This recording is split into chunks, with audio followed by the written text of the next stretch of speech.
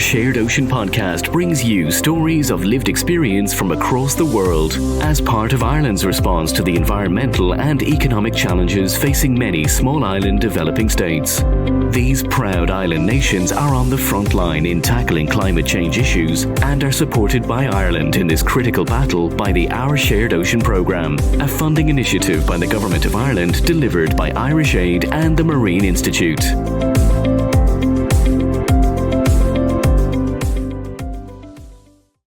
Okay, guys, hello everyone, and welcome to this new episode of the Our Shared Ocean podcast, where we meet marine scientists and researchers from all around the world and hear about their work in island nations. We will discuss how they are meeting the environmental and economic challenges common to all small island developing states and the impact of their projects, which are funded by Our Shared Ocean. So today we're in Haiti to discuss a vital initiative from Quisqueya University and the Haiti Ocean Project, who are building a citizen science and engagement program in the least developed country in the Western Hemisphere, and one in which there is continued political instability. So here to tell us all a little bit about that project are Alexandra Pierre, an engineer and architect studying a PhD in the field of geography and climate change at Quisqueya University, which I understand is one of the largest universities in Haiti, and we'll cover that.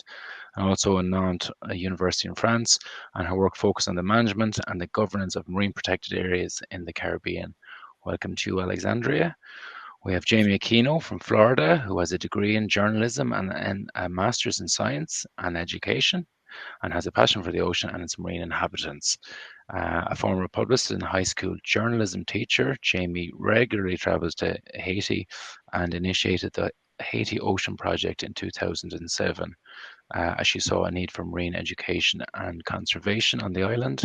And finally, Francklin Barbier, and I hope I pronounced that correctly, who has lived his entire life in Petite Riviere de Nippes, a small coastal fishing village in the Nippes department. And again, I hope my French is good there. Passionate about the sea, but I had no opportunity to gain experience from the marine environment until he became involved in the Haiti Ocean Project in 2012. And then he helped us rescue a sea turtle, and he never looked back. And just recently, he was named a fellow at the New England Aquarium. I've had the pleasure of meeting Jaime and Francklin last year at a conference, and I was struck by the importance of their work and their passion for it.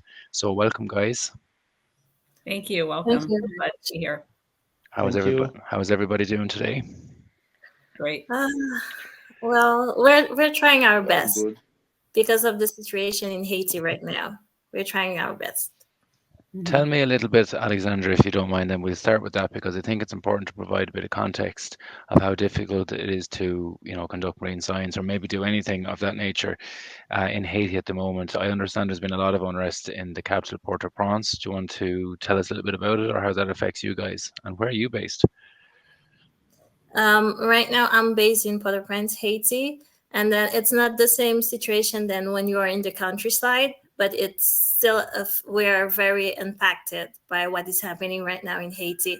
Well, it's very difficult to work because you cannot have any physical meeting. You cannot go to the office. You cannot. You need to rely on your resources to work.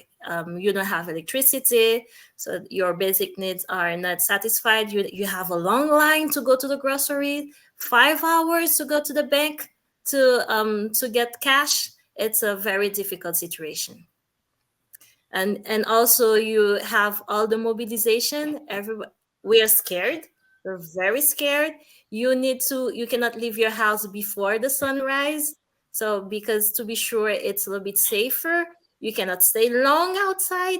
You cannot stay long in the streets. The streets are empty. When they are not empty, there is strikes, there is mobilization. This is the situation right now.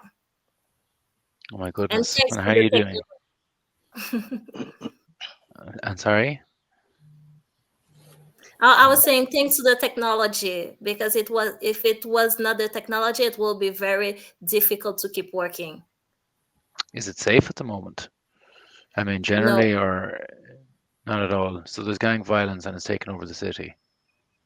Yes, and you also have the response of the local populations because they are tired of the current situation right now.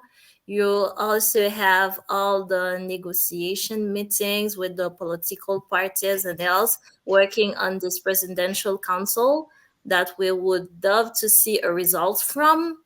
So as an inhabitant of Haiti, it's not talking about being a researcher or being involved in philanthropic work or in social work.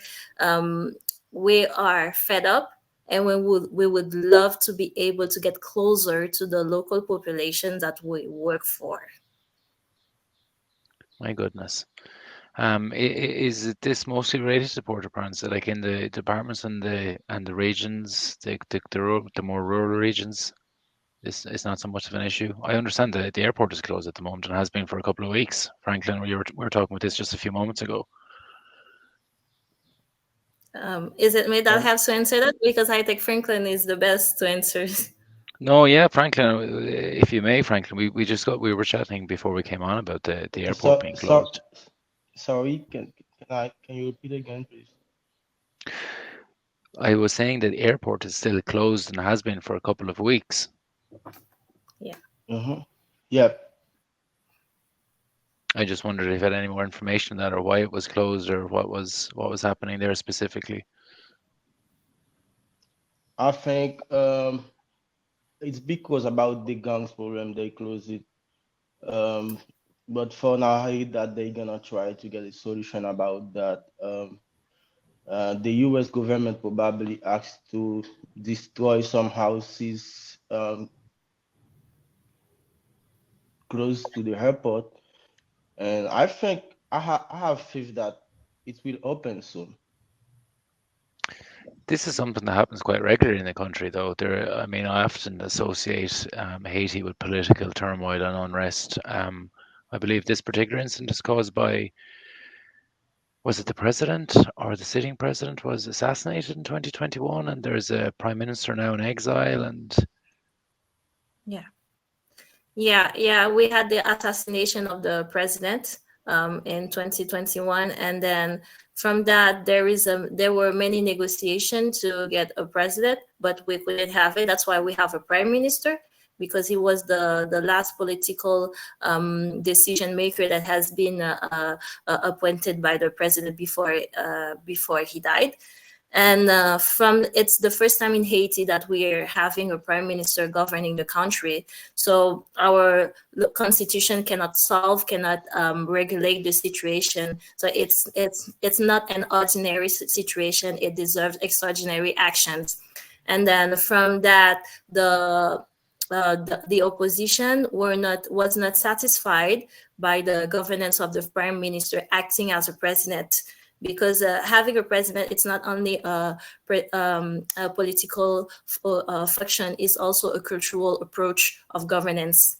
And they took advantage of the fact that the prime minister was representing Haiti elsewhere, I think in the Caribbean or somewhere elsewhere in the America, if I'm not sure where exactly, but they took advantage of that. And then we had a mobilization from both particular side, divergent side, the political and the gangs, and shooting has started, strikes had started, and the prime minister were not able to get back to the country until now. And from that, we had other negotiations, and the prime minister had to make a Zoom conference saying somehow he was not able to get back into the country. But from my perspective, as a researcher, I didn't hear that he resigned formally. I didn't hear that, but I heard that he was not able to get back to the country, and then because the governance should not have any stop moments, if I could say it this way. We're having negotiation with CARICOM to see how we could have a presidential council, which is causing, I'm not even saying which is causing negotiation, it's almost having dispute, because there is a appointed member that already resigned. We have 2 over the 7 that have already resigned from a position that they have not even fulfilled yet. So this is the situation, and we're hoping it's either they're having this presidential council with 7 members, or they get into another form of governance that everybody support, by saying everybody, that the local population. Because on the other side, we also have, there is a past military that has been a past military that has been to the jail in Haiti that is getting back and is becoming so very popular. I don't want to repeat his name because it's not the content of our podcast. He's getting popular as well. So we don't know. I don't know if it's if it's in the it's the same reaction for Francklin based in Haiti, or for Jaime having an eyes on top of what is happening right now. We don't know exactly what's going to happen. And you still have the gang saying that if they don't have a governance where it's either everybody's okay in Haiti or the situation is getting worse for everyone. So, and they're shooting on the airport. So that's why the airport was closed. They were an airplane that has been shot while it was landing in Haiti. So we don't know exactly what's going to happen. Well, that is some story, and I have to say we feel for you. It's a story that we don't often hear in Europe. We certainly don't hear it that much in Ireland. It does appear in the news, but it's generally not at the top of the news. Certainly in regards to many other conflicts, but it sounds, I was reading a little bit about it this morning. It sounds like a brutal situation, to be honest. So our hearts go out to you, and I hope that you're keeping safe amongst all this, and we hope for a swift resolution. And I think it just, for a little bit more context, Haiti occupies the western end of the island of Hispaniola, which is shared with the Dominican Republic, but there's no political instability per se on that island. And you mentioned CARICOM in your thing, which is like an association of Caribbean communities and islands. Is there help coming from the Caribbean, the wider Caribbean region, do you think? Or does it feel like Haiti's kind of left to its own devices? It's difficult to answer that. From a diplomatic perspective, we can say that there is help coming from the Caribbean region because CARICOM is involved in the negotiation process to try to get Haiti back to the right political path. But from the local population, I'm doing my PhD on geography, so we're always getting to know what is happening at the local level and at the national level. At the local level, we don't feel that we're very supported by the local inhabitants of the region. It's like we are in an isolated island, always under instability, and everybody are curious about what is happening again in Haiti. Why all this violence? But we don't feel like we're sharing the same region. We're still sharing the same problematic environmental problems. We're still sharing the same island, and we're still sharing the same political tension. It's just a matter of how many inhabitants they have. We have the highest amount in Haiti, more than 12 million inhabitants. But as islanders, we have pretty close reality. And as you said, I have down 11 million, I think you said 12 million people in a relatively small island, and that obviously takes its toll on the surrounding environment. It takes its toll on people's ability to work, to live. It results in degradation and stress on already scarce natural resources, including the marine, which we're going to get to. The coastal and marine environment is experiencing a wide range of challenges, including overfishing, mangrove harvesting, pollution. Some of the marine megafauna are being exploited, not being conserved properly. And I guess that's a fact that in a country where people are, for the most part, struggling to make a living as best they can and coping with these extreme pressures of the violence that you're speaking about, that there's very little time or effort put into trying to protect the marine people have more important things to be worrying about, which leads us to, I guess, the project in a degree, maybe the Haiti Ocean Project. How that all came about in the first place. Jamie, you might tell us a little bit about that. Yeah, so, I certainly want to say that also coming from the US, obviously I hear and see things in a different perspective from how other countries view Haiti. And I just wanted to lead into the conversation about, what's going on in the country. I'm here in the US, so I'm hearing the US news and the national news. And I see a different side of Haiti too. I mean, yes, I understand the problems going on in Port-au-Prince, but talking about the coastal and the provinces, it's kind of a different situation there. And I think that, there's this holistic stereotype of the country that, people only see that negative, problematic side and the gangs and the fighting and Port-au-Prince. But yet, I rarely see stories coming out of the other parts of the country. So just wanted to lead into that because I thought that was relevant conversation piece since we are working in other parts of the country and doing things that may not be the focal point of what the world sees about Haiti. So leading into that, I'm a former educator, and I saw a need for Haiti. I went to Haiti based on I was a teacher in high school teacher in Fort Lauderdale, and it was my Haitian American students that motivated me to go to Haiti in the first place. We saw in a country where the marine environment wasn't a priority. And when I stepped off the plane the first time I went to Haiti, something about the country, Alexandra and Francklin know, it's a special country. And I saw only the good in the country. I saw good and kind people. I saw a beautiful coastline. I saw so much potential. So I've always gone with that motivation and seeing the beauty of the country versus seeing the problems of the country, which has kept me going for 17 years. On top of the fact that I have a strong local team that are dedicated and committed to our cause. But yeah, when I first went to Haiti, I realized that, as you mentioned, David, there's so many problems going on in the country that it's understandable that the ocean may be put, on the sidelines, may take a back burner. When you have problems, extreme poverty,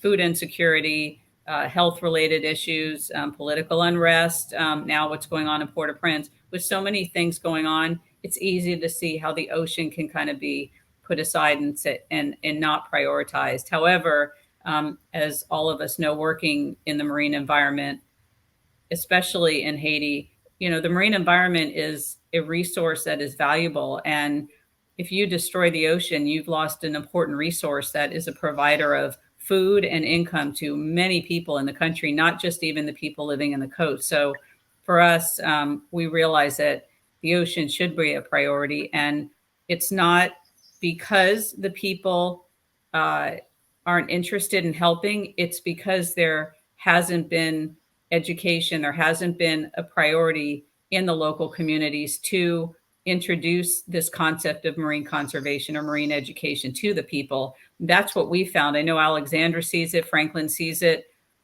By and large, the people are interested and there's lots of potential to do something. It's just getting the people to understand and to work with you. So I find that it's a country of open-minded people that are interested in being involved in this. It's not just, okay, yes, people are impoverished and there's no way you're going to get somebody to care about a dolphin or a sea turtle or coral reef because they're so hungry. All they want to do is eat these species. But we don't find that at all. We find lots of potential in the areas that we're working. So I just wanted to say that. But yes, there's definitely a need.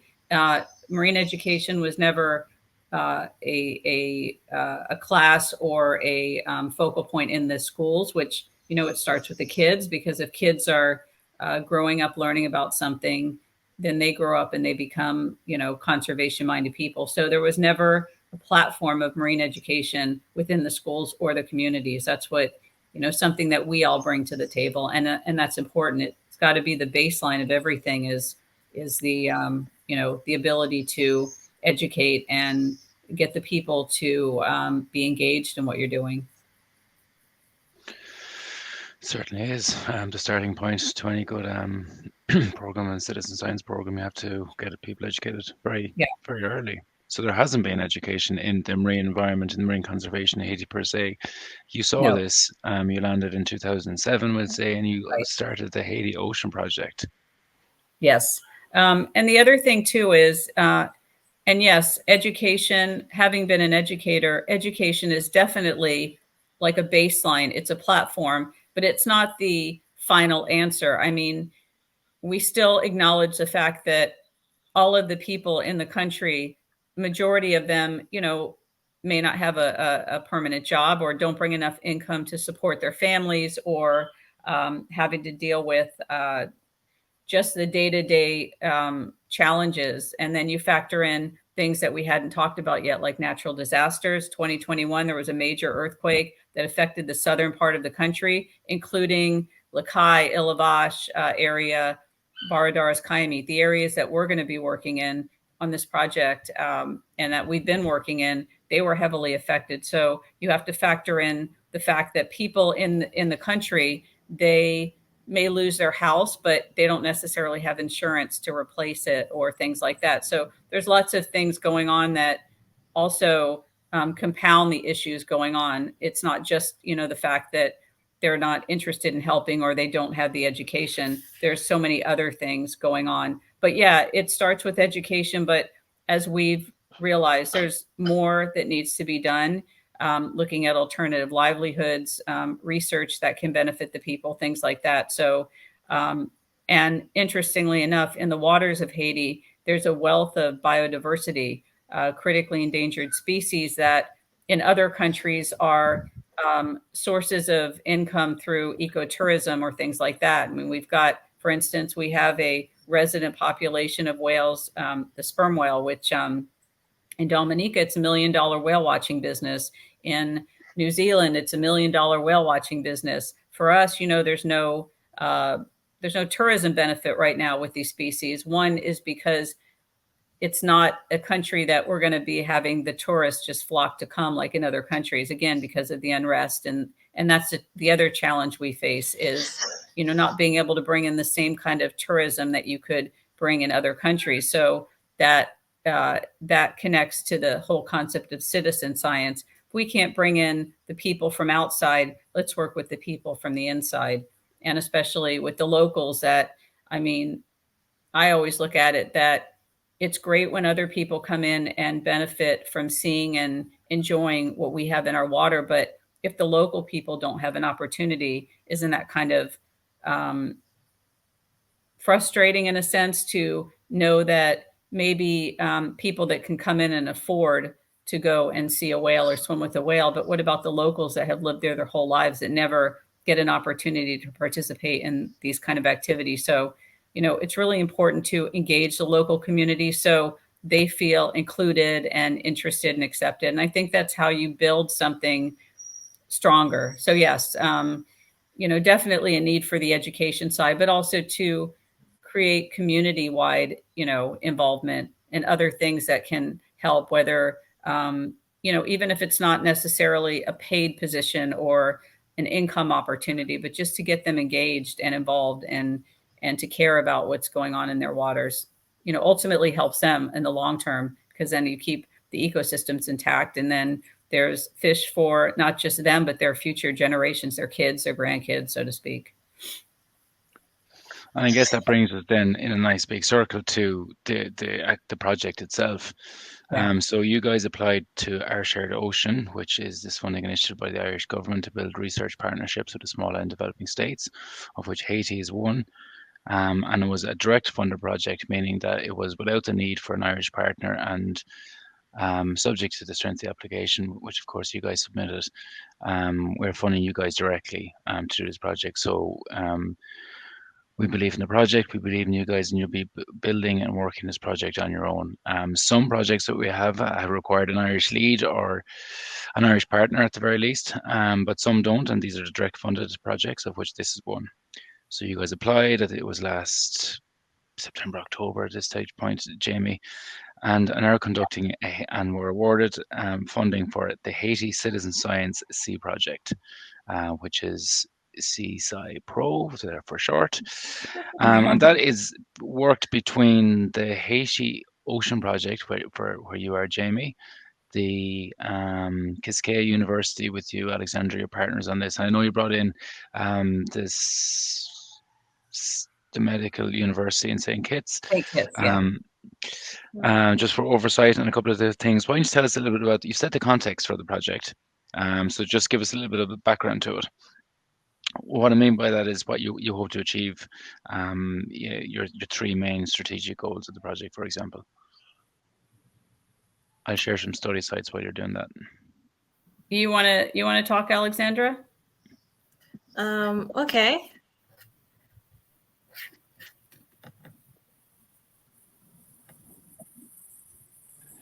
There's just some a couple of maps I had thrown that you guys had sent me.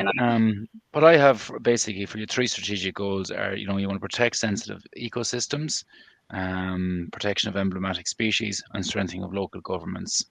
Correct. Yes. And I'll just explain this map. So I meant to put another push pin on the bottom, but this is a map of the country. You can see the southern peninsula is that long southern peninsula. So we're working in two locations. The push pin on the top is on the inner southern peninsula. That's Baradère-Cayemites. That's where Haiti Ocean Project is going to put majority of their focus.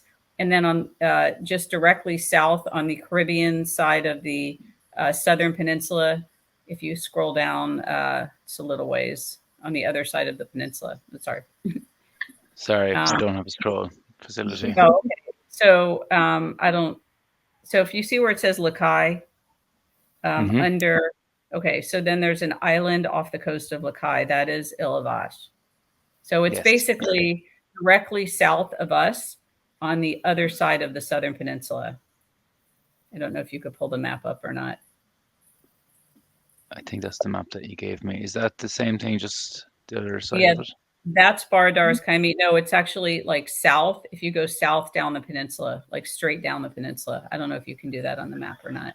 Not at the moment. You just have to talk us through it, Jamie. Okay, no problem. So basically, we're both located on the southern peninsula. So basically, south of where the red push pin is, if you go on land and go down the southern peninsula like a straight line, it's on the other side, like where the Caribbean Sea is. If that makes sense. Where your cursor is, keep going down. There.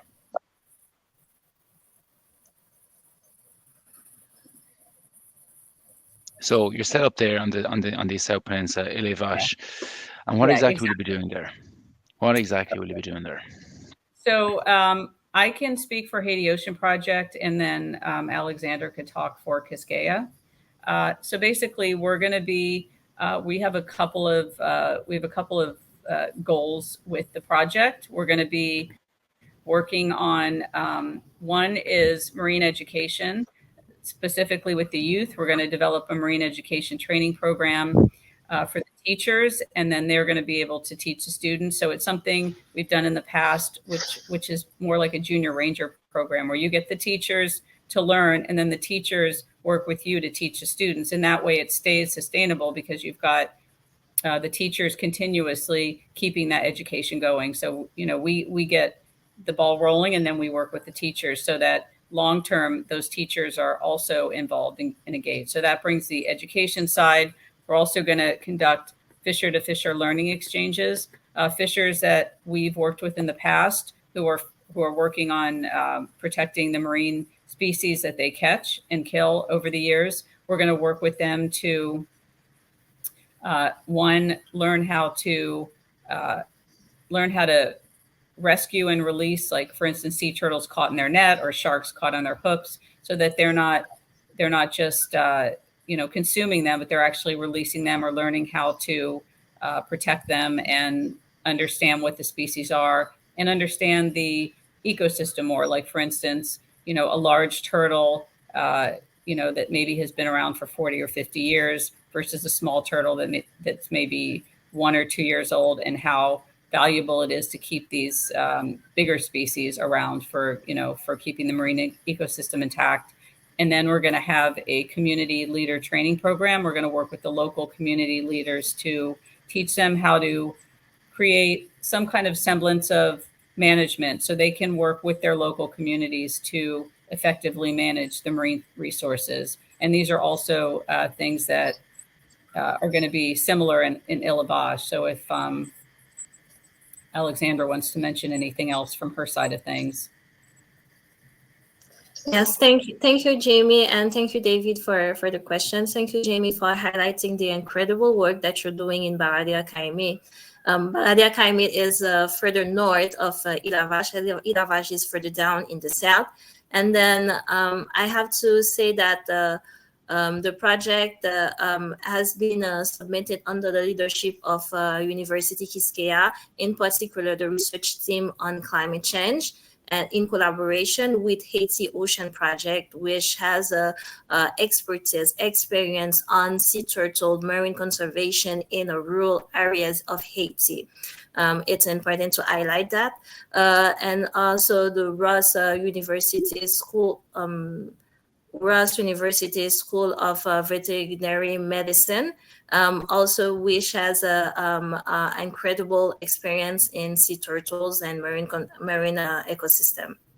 So the project Haiti Citizen Science Ocean Project, HCPRO, it has been conceived in collaboration with both partners due to the observation that the central authorities of Haiti are very weak in engaging marine strategies for the marine protected areas of Haiti.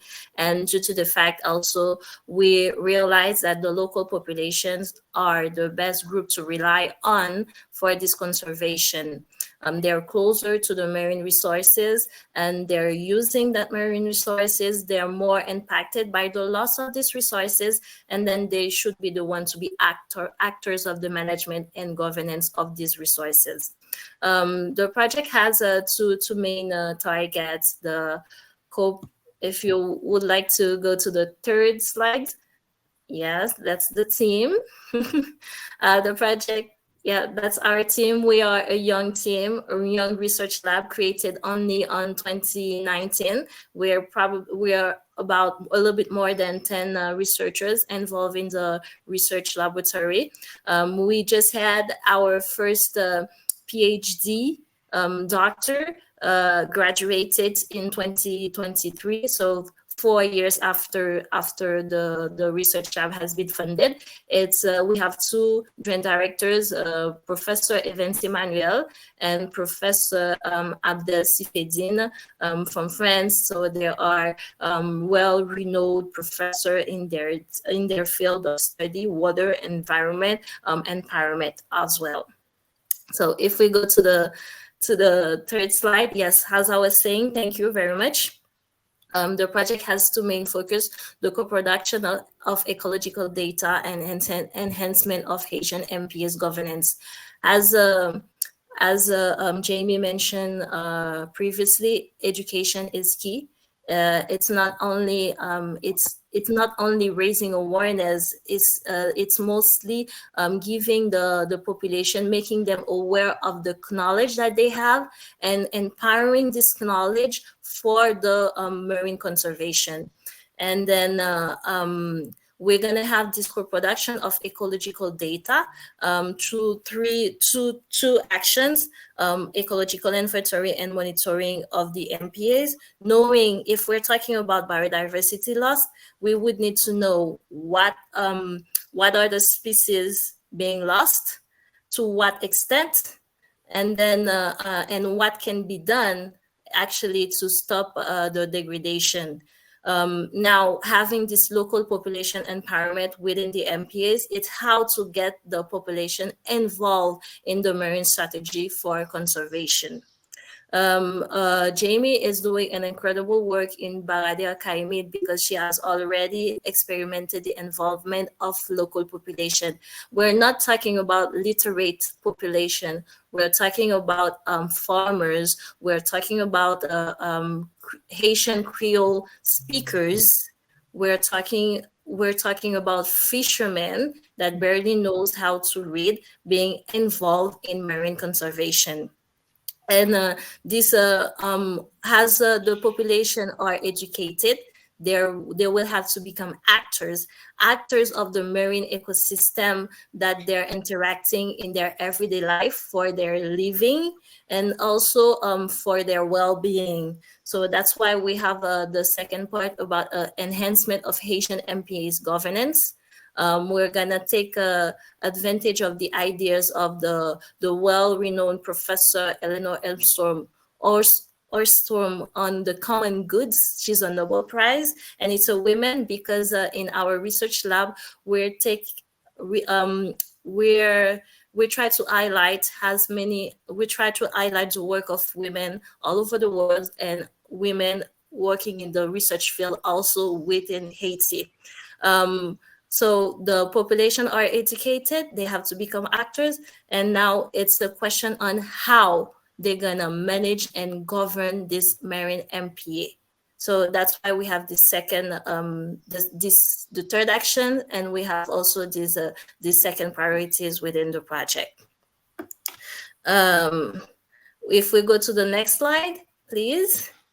The project is located on Île-à-Vache. It's an island suffering from climate change, especially sea level rise, because we're not even sure of the area of the island. It goes from 53 kilometers squared to 45 kilometers squared.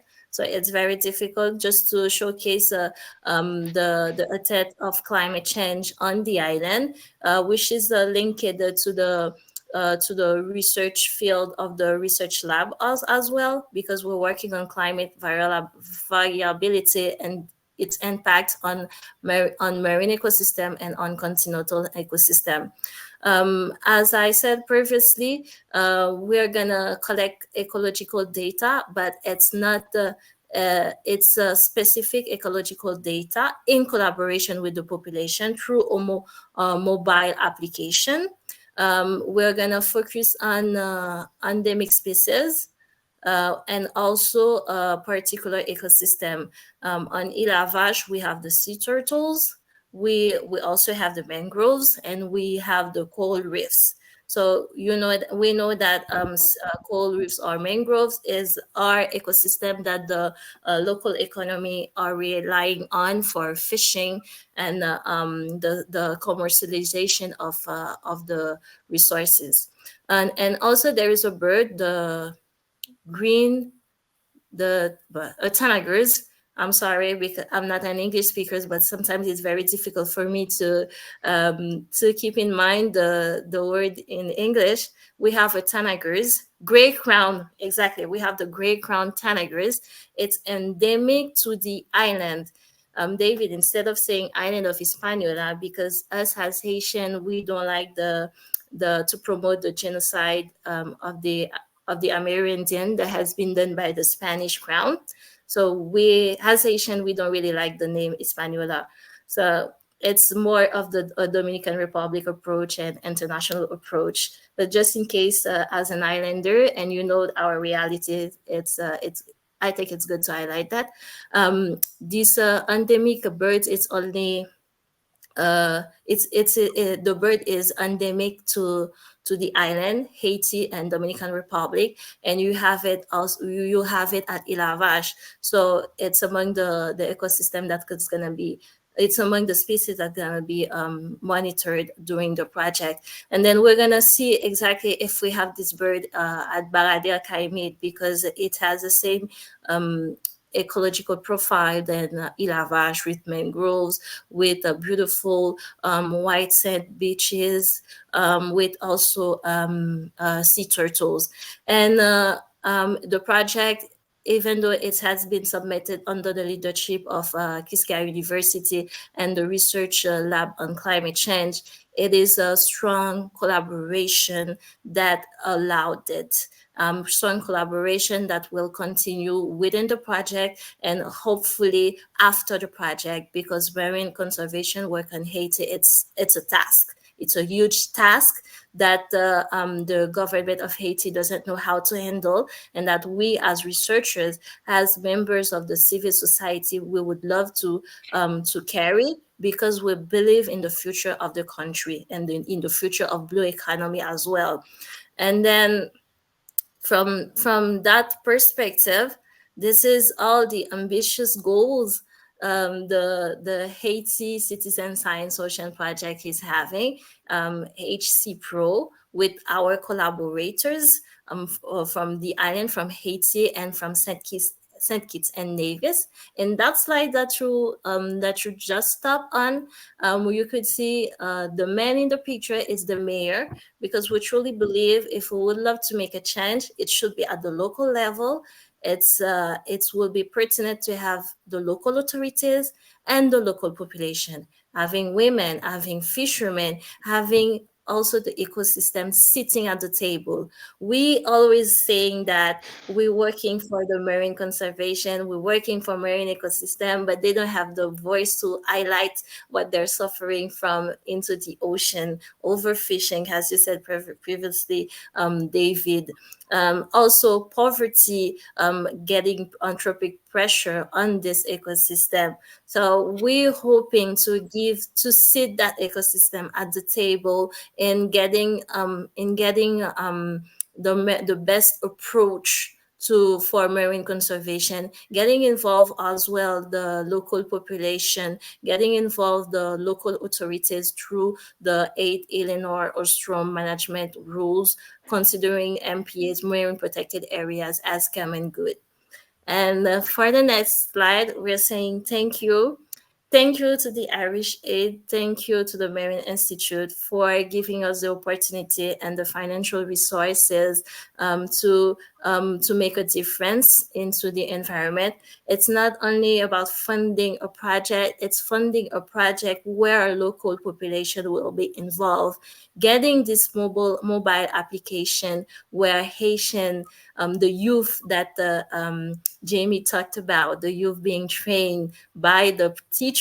It's a training of trainers that HOP and Quisqueya University will work on, and also giving the chance to the ecosystem to get their words into the negotiation on marine conservation. It's so incredible for us. And while the international community is mostly focusing on the strikes, on the instability happening in Haiti, we would love to get that positive impact and to showcase, hey, there's team working on marine conservation. Hey, there's a beautiful environment on the marine environment that needs support, and that we could highlight, then that we move forward for blue economy in the country. And then that situation happening right now, I think in somehow it showcases that the capital is not central to the management of the whole territory, because the rural communities, they're working, they're having their everyday life, while I'm stuck at my house doing Zoom meeting and else. So they're working. We need to highlight this everyday person: farmers, fishermen, sailors, female sailors of fish, right? And then say, hey, they're there, they're working, they can make that difference. Let's invest on them. Thank you. Thank you very much, Alexandra. That was excellent and very impassioned overview of the project and description. So good for you. And I really like here in the Marine Institute in Ireland and our shared ocean, Irish Aid, we couldn't agree more that we want to be publicizing the benefits of all of life on every island, and life by the sea and life with the sea, and how we interact with it. So from here on in, we will firmly be focused on making this a huge positive story for you guys as best we can. It's an 18-month project. You're just getting started. We're really looking forward to the results, and we couldn't be happier to be involved in a project of this nature. Francklin, where do you fit in all this? Pardon? Where do you fit in all this? What will your role be in the project, or within the Haiti Ocean Project, or what does it mean to you? Like Jamie said, I'm the coordinator. I'm the CIDR, the coordinator, also like playing the role of educator. So I'm training the fishers and make a workshop for the youth. Good for you. And you enjoy it? Yes, I am. You know, David, I wanted to say something about Francklin because Alexander was talking about the university and, you know, students getting their doctorates. Francklin didn't go to college. He doesn't have a degree. So, you know, another thing too is it's great as an educator. I'm so happy we're partnering with the institution of higher education so that the young people in these rural communities understand that there is potential for growth. You know, a lot of them, they graduate high school and then they have nowhere to go. They don't see any future for them. They don't realize that there's opportunities. And through, you know, this partnership, we can spotlight the fact that there is opportunities for young people in the country. They don't have to leave the country. A lot of times we hear, I need to go somewhere else because there's nothing for me in Haiti. There's no jobs, there's no education, but there is. We just have to work on finding ways to bring that to the local people. And also with Francklin too, he could probably tell you, what did you do yesterday, Francklin? I mean, what are you doing today? You have an animal patient at our place. Yeah, so I have a green sitter too that we're gonna tag and release today. And tomorrow, I think we're gonna explore the coastline. So Very like good. Alexandra said, I think what's happening at Port-au-Prince doesn't mean that the whole country is doing nothing. So where we are, we're working every day, diving, tagging the turtle, and go on the fisherman boat, fishing with them. So we're doing a lot of activities. Good for you guys. I'm going to share a couple of images that I had tried to share earlier, um, which I guess maybe Jamie can talk to them as I'll just flick through them. They're just a couple of images Yeah. from that you had shared previously, and then we'll finish up maybe with I have a little video that you sent me of the tagging or releasing the a shark. But let me open them. Sorry.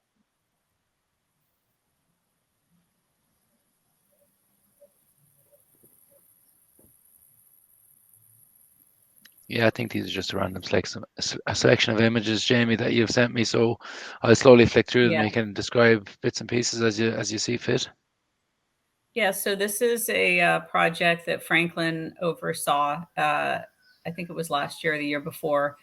We had a group of 7 youth that we're working with. They were creating and illustrating their own book about sea turtles. These are some of the fishers that we work with, sharing our species guide to, you know, educate them about the species. And that's me giving some fishing line to a local fisher. We work in partnership with the community to help them.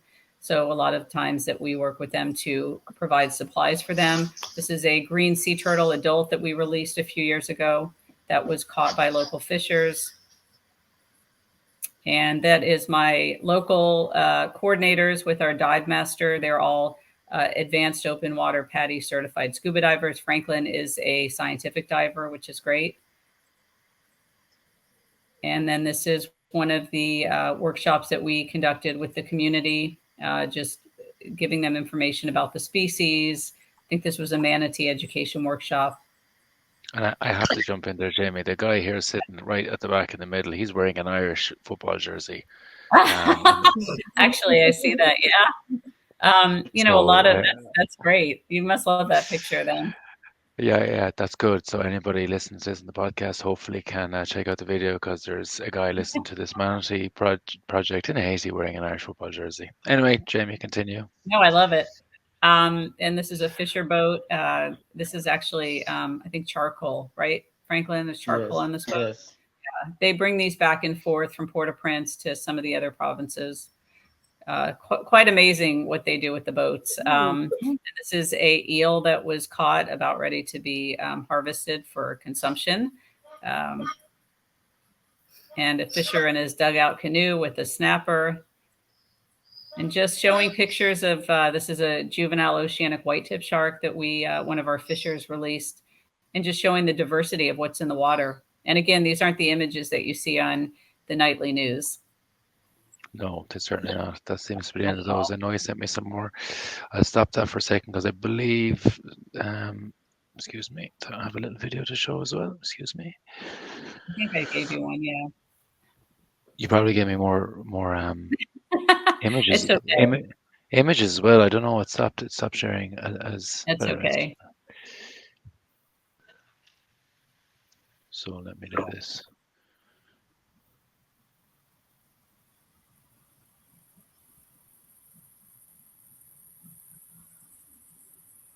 Oh yeah, that is Francklin, and one of our fishers who sadly passed away last year, Mr. Mono, and another fisher, and they are taking a sample, a fin clip off the juvenile oceanic white-tip. We have a project with a number of partners where we're going to identify if our juvenile oceanics are offspring of tagged oceanics from the Bahamas from the last decade. So it's a big project, and these are critically endangered species, some of the most endangered sharks in the world, and we've got a nursery of them. So this is the next generation. So it's quite a big achievement to be able to save all these sharks, but more importantly, to show the diversity of species in our waters and on our coastline and on our island. So I know Alexandra was talking about the tanager. I mean, we've got some really special species of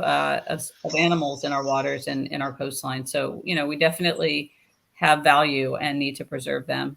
So, we're excited about, and we thank you so much for this, opportunity, for this funding, because as we said, there's so much focus on the problems in the country that we appreciate you supporting us, understanding that, yes, good work can be done in the country now, because a lot of times there's that stigma, oh, look, nothing can be done in Haiti, but we definitely beg to differ, and we have proof right now. And like I said, we're releasing a sea turtle today. Alexandra's, working on research. I mean, we can work in these more rural areas, and that may be the hope for the country from a conservation perspective, not focusing on the big cities, but these more rural areas where there's lots of potential to not just physically work, but also where we can work with these less educated populations to really understand not just what's going on in there from a marine conservation perspective, but getting them engaged and involved. And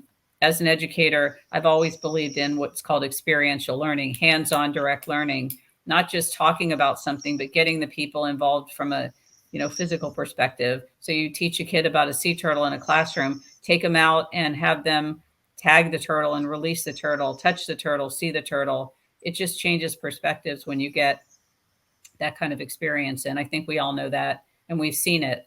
We've all seen success in our work, but now bringing, for me, I think, it's great when you're doing things on your own, but when you can collaborate with the right partners. So we're really excited about this. And then also to mention St. Kitts, which I know they're not here physically or not here on the call, but the other goal is we don't have the resources we don't have, aquatic vets in the country. We don't have that kind of experience. So to have, our team be able to go and get direct experience from St. Kitts from a vet perspective, we don't have the experience where we know how to draw blood or do certain kind of workups on sea turtles. So it would be great to get that kind of direct experience and bring back to our work in Haiti. So that's where St. Kitts gets involved. And I just wanted to mention that. Oh yeah, there's some more pictures. That's a whale shark that the fishers saved. And again, more with the oceanic white tip. So yeah, we're very excited about this, and we see tons of potential. And we see it as continuing beyond the end of this project, beyond the confines of our timeline for this project. We want to see this progress with our partners. So thank you for setting the wheels in motion. We're delighted to be working with you in this, guys. It's one of the most it's one of the more vital projects I think that we've come across. So we're delighted to be able to help, and we will look forward to seeing progress over the next couple of months. And it's an 18-month project, as you said. There's definitely scope for this type of work to continue. It's only a starting point, we hope. So I'm going to leave it there, guys, unless anyone else would like to jump in. Alexandra, would you like to just say a few parting words? Thank you again for this incredible opportunity. And then it won't be possible without our partners, Jaime with Francklin. You can see Franklin's going to be our success story for sure, because he doesn't have a university background, and he will conduct work with us as researchers that we're going to learn so much from him because he's a field person. So this is the kind of paradigm that we would like to promote within the project, and be able also to associate the youth. As Jaime said, experiential education is key, and promote that work at the regional level, but through a mobile application where everybody would have access to the diversity and to the itinerary of the species in Haiti. So thank you very much. Thank you to the people of Ireland, as the local population is always my main focus. Thank you to your government, and thank you to Haiti as well. Despite its instability, instability of Haiti gives you creativity in your everyday work to get things solved. Thanks you very much. Thank you to the audience that's gonna listen to the podcast. Thank you indeed, Alexandra, and thanks to you guys who are doing their hard work and making this happen under extreme circumstances. I don't think it's easy to understand from where we sit here in Ireland to understand, to visualize, or to see how that work actually happens. But you've given us a great insight today. So yeah, we're really happy to be involved in this. Thanks very much for joining me today, guys. We're going to leave it there. We're going to catch up with you in about a year and a half's time as the project comes to a conclusion. Hopefully we're going to hear some good news stories. Thank you for your time today. Thank you so much. So that is Jaime, Alexandra, and Francklin. So on behalf of our Shared Ocean, Irish Aid, and the Marine Institute, thanks very much for your work. Thanks for listening to our podcast today. We learned all about the Haiti Citizen Science Seed Project, which is going to look at MPAs in Haiti to train community leaders, youths, and fishers to collect environmental data that can begin to the process of training and understanding conservation in Haiti. Thanks, guys. Thank you. Bye. The Our Shared Ocean podcast is a funding initiative by the Government of Ireland through Irish Aid and managed by the Marine Institute. If you enjoyed this episode, you can find more like it. Subscribe, rate, and review on YouTube or your favorite podcast platform. Are you a marine scientist or student based in a small island developing state? Would you like to tell us about your research? Visit www.oursharedocean.ie and we'll see you in the next episode.